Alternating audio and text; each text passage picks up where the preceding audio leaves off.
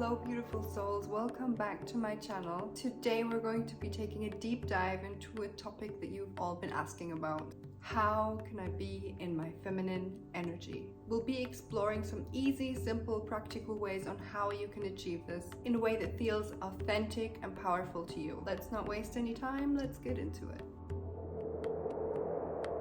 So what does it mean to be in your feminine energy? And how can we embody it to be integrated in our everyday lives without feeling that we're faking it, without feeling forced or inauthentic? Let's break it down. Before we jump into the how, let's quickly go over what feminine power really means. Feminine energy. Feminine energy is all about embracing simple but yet mystic qualities like intuition, empathy, creativity, and the state of flow. Unlike masculine energy, which focuses more on structure and taking action, feminine energy is about nurturing, receiving, and the most complicated but simple of all, being. I'll explain that in a minute. But coming back to masculine and feminine energy, each and every single person in the world has both of these. This also again sounds very simple, but it's a bit more complicated. I will deal with this topic in a separate video. So in this video, we're looking for ways to be in this magnetic, radiant feminine energy. And here I'd like to share a picture with you. As you can see this is a magnetic field which every single person is capable of creating. But only few can feel this. But I can teach you. That's also something I'll save for later though. So let's focus on the first couple of steps that you need to take to be able to get into this magnetic energy. Let's start with the one that I said was the simplest but the most complicated. The simple act of being. Like, we get it, we're all being. But do we really feel that we're being? How often are you in that present moment? This is something that you can practice on an everyday basis. In my opinion, this is the most important one, and it's also highly connected to the last one that I'm going to share with you. So stay tuned for that. But feminine energy thrives in the present moment. This is something you need to understand. Feminine energy thrives in the present moment. That's why I said it again. If you're thinking that this is about meditation, no, it's not. Simple things like just concentrating on the food that you're eating, concentrating on chewing, on the taste, on the smell, the consistency, the temperature. All these little things will suck you into this present moment just when you're eating. You can do it while you're tying your shoelaces, while cleaning, but it is somehow hard to master because our minds just drift off into all nooks and crannies of our brain, planning tomorrow, dwelling upon the past, things that you said wrong a couple of days ago, things that you can't change. You see where I'm coming from? We think we're present, but most of the time we're not. So practicing this with all your senses can really help you get that one step closer. This is the most powerful way to shortcut your path to feminine energy. There's also one term in psychology that I would like to share with you. It's called bed, bathroom, bicycle experience, showcasing that the foundation of innovation and ideas come from places where you rest, where your mind is at rest, where your brain is kind of relaxing. Think of it when you're in the bathroom, when you're in your bed, or when you're riding a bike. Your brain seems to kind of just air out, and those are the moments when you get the best ideas. If you can get yourself to concentrate and get in these states more often, then it's more likely that you will spark feminine energy in your intuition. The next thing, release your creative energy. Now again, don't think I want you to get a pen and paper and draw Mickey Mouse or something. No, this is about suppressed creativity. Like, you've maybe wanted to write a book, but you're putting it off because people think, oh, she's not interesting, or nobody's gonna buy it, or all these things that your brain will just plant in your head. First of all, you gotta remember that none of it is true. It's only what you put together in your head. This creative state of stuckness is not doing you any good. Even if you start writing the book and you find that it's not for you, during the process, you've still tried and you know that it's not for you, so you can say, I've tried that, and just put it to a side and open up for new opportunities, new creative ideas that you get. So if you have that one thing that you feel like you're putting on hold, it needs to be given birth to. This is also a system that I like to refer to often, the feminine archetypes. Being feminine means giving birth, not only children, also ideas. And if a woman is pregnant and she keeps the baby inside of her and doesn't let it out, what's gonna happen? See creativity in this way too. See it as giving birth. It needs to come out. It needs to be expressed.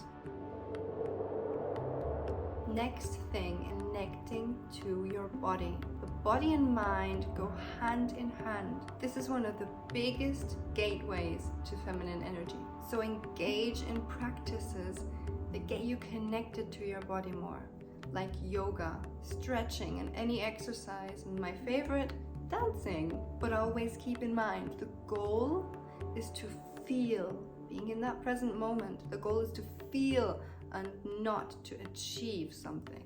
This is not just about movement, it's about awakening the wisdom, the seductress, the mystic. It's way more exciting than it sounds. And I can give you one more good example on body-mind connection. If someone is very timid and afraid and has been so for a very long time in their life, they tend to close in. Their body expresses this fear by closing in and protecting itself. So these people might have tight shoulders, they might have a slouched back, because this feeling is just imprinted in their bodies. I know you're all thinking of somebody that you know, maybe even yourself. So if you get to a point where you can practice yourself open, then also your mind will follow. Let me know your thoughts. After all this, what I've said, is there anything that comes to mind that you're really struggling with right now?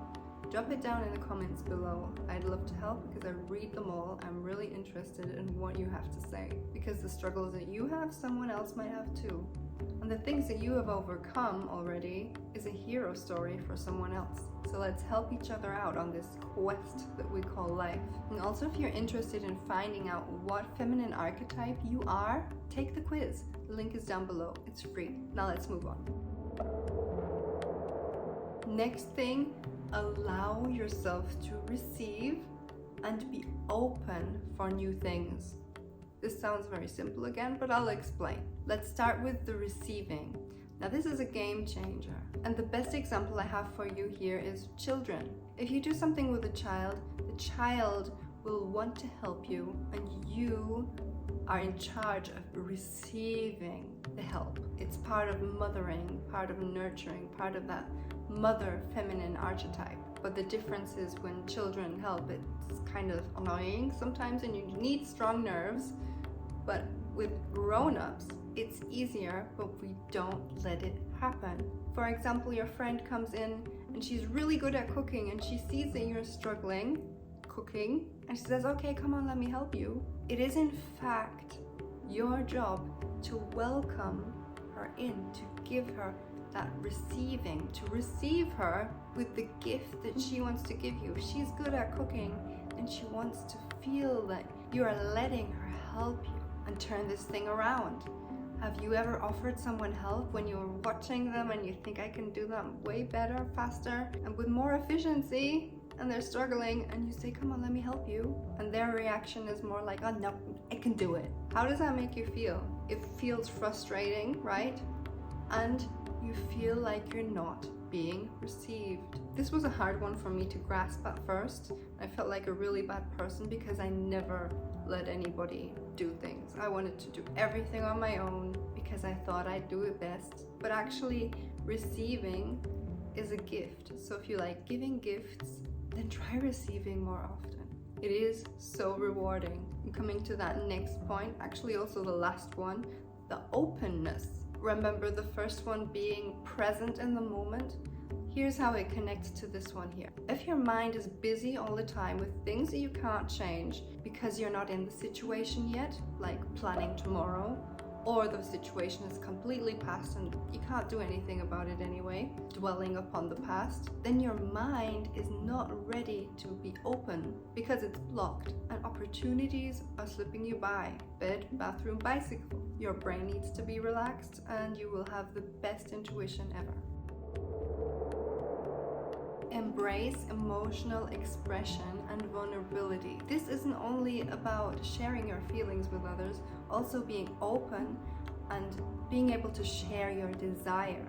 Yes, even the naughty ones. Because suppressing this is also suppressing that creative energy that we talked about. These things need to come out. They need to be processed. If they're hiding deep down in here all the time, it's not doing you any good. And I know you can feel that. I know you can feel these words. Expressing emotions and desires is a hallmark of feminine energy. And I know you can't just start expressing your feelings openly.